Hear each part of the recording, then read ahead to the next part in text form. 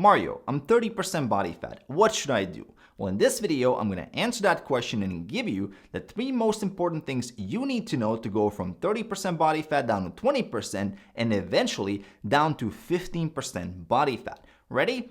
Let's dive right into it. So the first thing you need to know is that consistency is everything. Any plan is only as good as it allows you to follow it. And if there's one thing that you want to remember from this entire video, it's that consistency is everything. It's non-negotiable. None of the other advice here that I can give you will work until you can be consistent with it. And you don't want to let these magic diets fool you. Looking for an easy solution or a quick fix is just distracting you from what you actually need to be doing. And that is learning how to individualize your nutrition, your training, and other aspects of your plan so you can be consistent with it. Okay, Mario, well, that sounds really good, but what do I actually do? Well, to individualize your nutrition, the first thing you need to know are your numbers, your calories and macronutrients, your protein, carbs, and fats. And the easiest way to find out your baseline is to start tracking your food intake. I know this can feel pretty daunting, especially if you've never done it before, but it's literally the difference between winging it and truly understanding how your metabolism works. And even just 3 to 4 weeks of tracking, weighing things out,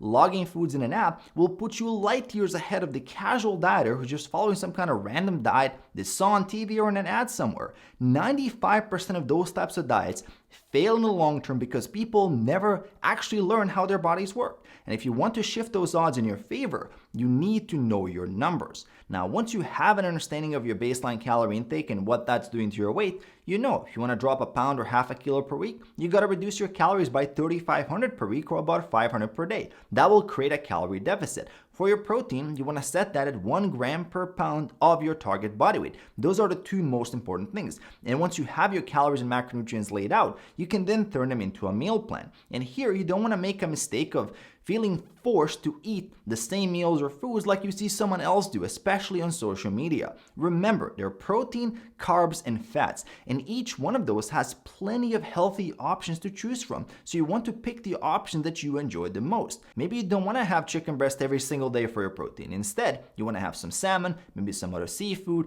maybe leaner meats, or lower fat dairy or eggs, and a little bit of whey protein on the side. For your carbs, maybe you prefer sweet potato and potato. They fill you up and you really enjoy them. For your fats, maybe you're like me and you prefer dark chocolate, avocado, a little bit of olive oil here and there, some nuts, that fattier fish or whole eggs. As long as 80-90% of your food intake comes from whole, healthy, minimally processed, nutrient-dense foods and you're getting your calories, your protein and fiber right, you can have that 10-20% of your calorie intake invested in indulgences. So you have structure, but you also have a lot of flexibility. And this is really the key to consistency. And it goes beyond that. I know that for me personally, snacking is one of my biggest downfalls. And that's why it's one of the first things I get rid of when I want to create a calorie deficit. I also know that I have a really big appetite. So for me to be able to stay in a calorie deficit, I eat big bowls of salad with every meal, which increase my food volume and keep me full while keeping my calories low so I can continue losing body fat. I found out over time that those are things that keep me on track. And you're going to learn a lot of tools like this yourself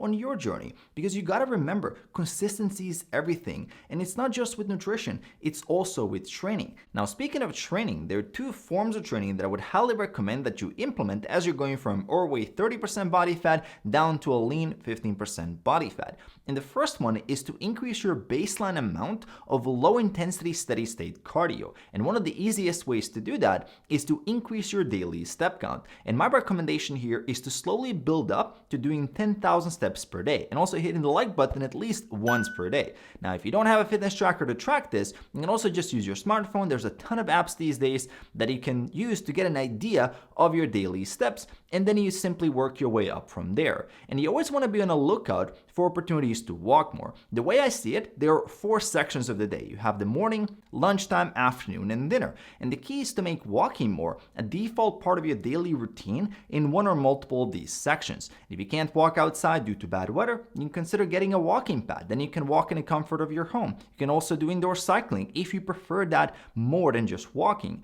And the key here isn't to get some kind of perfect plan. The key is to build up consistency and really make this a default routine so that you're no longer a sedentary individual. And this will help your hunger and satiety signaling as well, which is a big problem for a lot of people. And it will also allow you to lose body fat at a much higher calorie intake. Now, the second form of activity that's pretty much non-negotiable if you're looking to maximize fat loss is weight training. And when I talk to people who have a lot of weight to lose, they often share their goals as being getting healthier, getting stronger, longevity, and also to look a certain way. And they often don't realize that that goal entails not only losing body fat, but gaining muscle as well. And that means that the weight on the scale doesn't tell the whole story. And anybody who knows a great deal about fitness will tell you that being 180 pounds, about 81 kilos at 15% body fat, beats being 170 pounds or 77 kilos at 15% body fat. You have faster metabolism, you look better, you're healthier, and most importantly, making staying leaner much easier. So if you can gain 4 or 5 pounds of muscle across 6 to 8 months of losing body fat, which as a beginner isn't unrealistic, you're gonna be in a much better place. And unfortunately, most people do the exact opposite.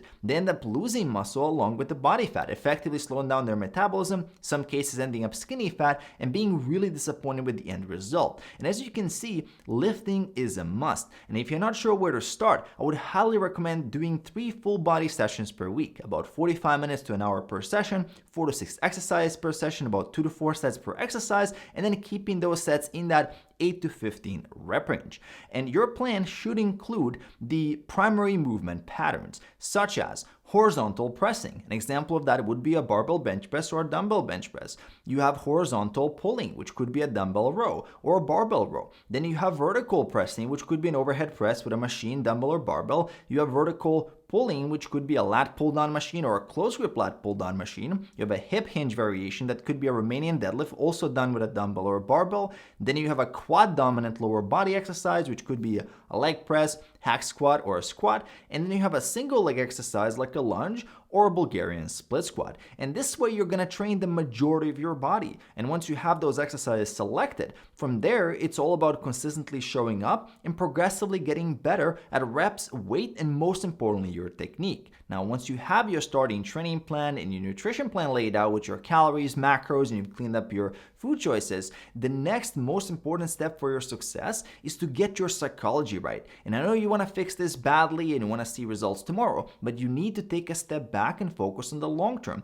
Going from 30% down to 15% body fat is not a fast process, and you might not enjoy that process at first. Maybe you can't relate to all the fit, lean people who keep saying how much they enjoy exercise and eating healthy food, and that's completely normal. And this lack of enjoyment also comes down to 2 different things. On one hand, your lazy brain doesn't want to get out of its comfort zone and learn something new. On the other hand, you're also not that good at this stuff yet. As you stay engaged, as you push through, as you get better at it and it becomes easier, you're going to start enjoying it a lot more, especially as you start seeing results. And there's going to be a lot of basic changes as well. For example, your food preferences will change and you will start appreciating healthier food a lot more. And this is not supposed to be an emotional decision to begin with. You don't eat healthy and exercise because you feel like it every day. This is a core values decision. You get to the gym, you eat healthy, you do your steps, you get to bed on time because it's the right thing to do. There's a sense of responsibility to take care of the only body you're ever going to have.